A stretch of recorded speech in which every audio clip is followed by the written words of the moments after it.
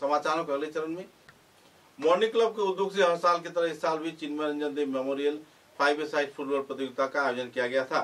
इस फुटबॉल प्रतियोगिता के फाइनल मैच में अरुणाचल एसी ने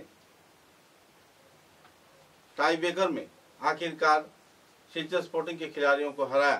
गौरतलब है कि इस प्रतियोगिता को लेकर लोगों में काफी नाराजगी का माहौल था और तो और कुछ क्षेत्र में लोगों की खुशी की माहौल को भी देखा गया। गौरतलब है कि इस फुटबॉल प्रतियोगिता को लेकर बुजुर्ग लोगों में काफी रोचक माहौल देखने को मिला, जबकि कई क्षेत्रों में क्रिकेट से जुड़े खिलाड़ी तथा क्रिकेट अनुरागी लोगों का यह भी आरोप था कि क्रिकेट के इस सीजन के दौरान फुटबॉल प्रतियोगिता क्यों आंकड़े लगाए जा रहे हैं और आयोजित हो रहा है।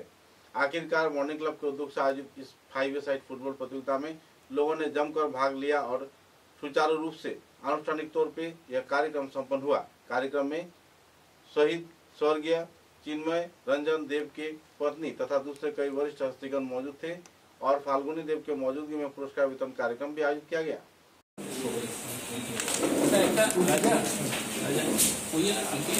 अच्छा साइलेंट प्लीज। আমরা মানে সেন্ট্রাল সিনিয়র ট্রেনার্সের এবং আমরা আরো একটা সংগঠনের পক্ষ থেকে আজকে আমরা এই প্রেস কনফারেন্সে আপনাদের সামনে সব তুলে আমরা একটু দুঃখিত যে আমরা শুরু করতে একটু দেরি বক্তব্য লিখিতভাবে দিছিলাম অ্যাডমিনিস্ট্রেশনের কাছে। তো ওইটার কপিটা আমি আপনার কাছে ডিস্ট্রিবিউট করি। আমরা 4টা অর্গানাইজেশন আমরা করিডোর এটা সম্বন্ধে ডিটেলস জানান লিখলাম। তখন ডিসির সঙ্গে আমরা একটা সংক্ষিপ্ত একটা মিটিং হয়েছিল। পরবর্তীতে তাই পরবর্তীতে আমরা ডিসির মাধ্যমে অ্যাকচুয়ালি আমরা চিফ মিনিস্টারের কাছে একটা মেমোরেন্ডাম দিছিলাম।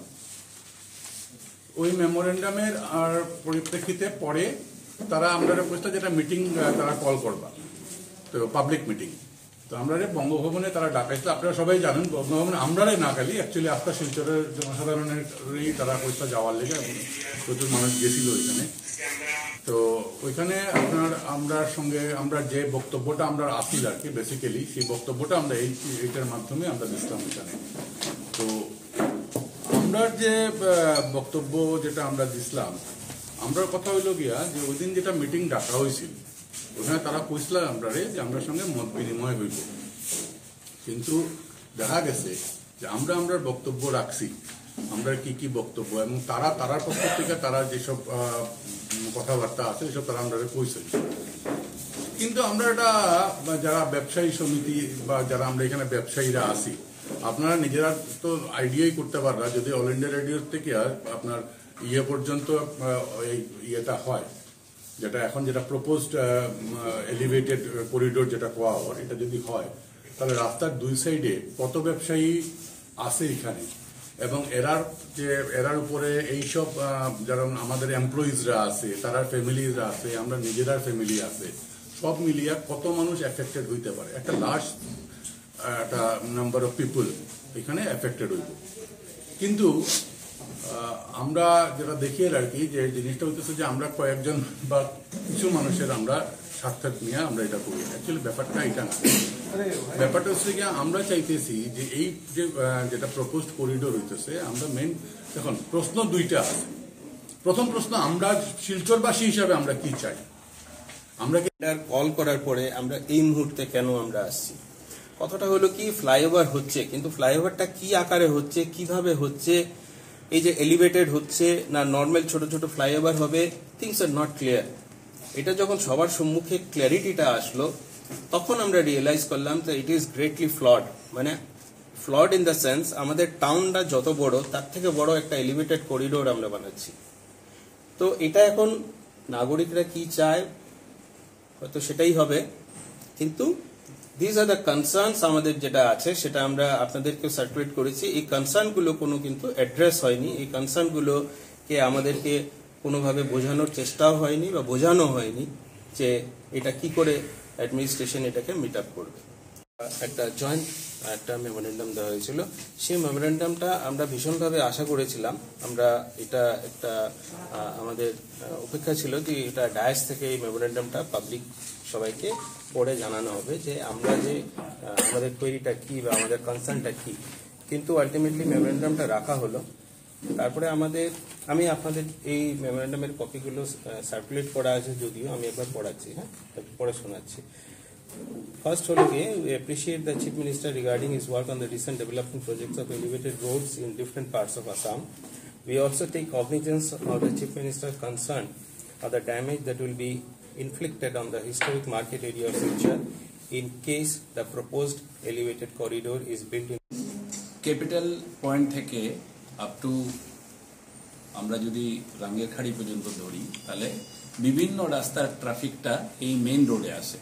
ক্যাপিটাল থেকে যদি শুরু করি আমরা, তাহলে ডাকবাংলা যেটা রোড আছে, তারপরে আমরা secretary house road, park road, আরও এগিয়ে যান আপনি উকিলপট্টি, নরসিংতলা, তোলাপট্টি, গোপালগঞ্জ, দেওয়ানজি বাজার, পানপট্টি, শুধু প্রেমতলায় জেল রোড থেকে আসে না, যেহেতু এটা ওয়ান ওয়ে।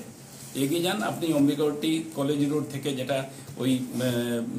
যেটা পুজো কমিটির পুজো হয় ওখানটায়, রাধা মাধব রোড, এবং সেভারেল ছোট ছোট গলি আছে।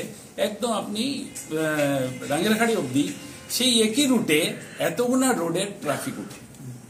এখন আমরা বলছি যে এলিভেটেড করিডোর হবে, আমাদের ট্রাফিক কনজেশনটা বা ইমার্জেন্সি যেটা গাড়ি যাবে ওইটার একটা সুবিধা হবে।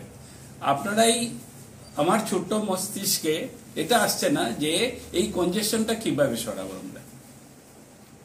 এই যে কনজেশন, এটা তো নিচেই থাকবে, উপরে ওঠার কোনো জায়গা নেই।